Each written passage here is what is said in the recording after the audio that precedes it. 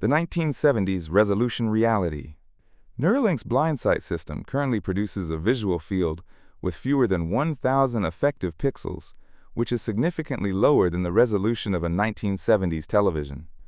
While recent headlines focus on the 2024 FDA breakthrough designation, the current 2026 trial data shows that stimulating the visual cortex does not create sights so much as a grid of flickering light points called phosphenes. The brain is not receiving a video feed.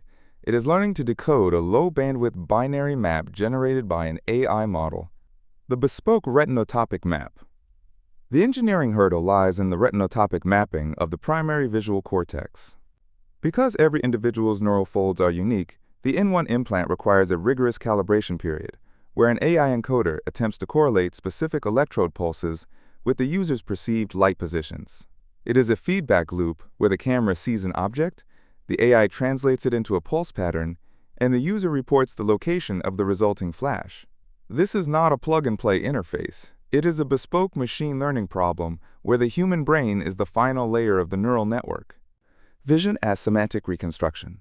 To overcome the massive hardware gap between 16,000 electrodes and the millions of natural photoreceptors, Neuralink uses a vision transformer to prioritize edges and movement.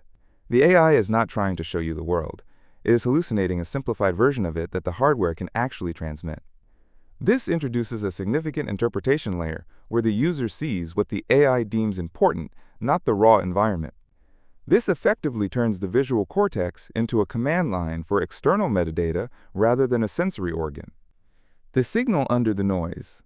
The transition from vision restoration to AI-mediated data delivery indicates that Blindsight is actually the first prototype for a general-purpose cortical display.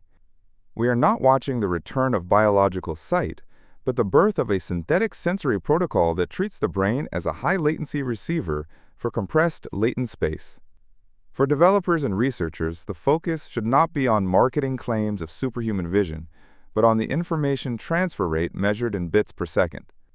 The success of this system depends entirely on neuroplasticity, specifically the brain's ability to treat these AI-generated phosphene patterns as a coherent language.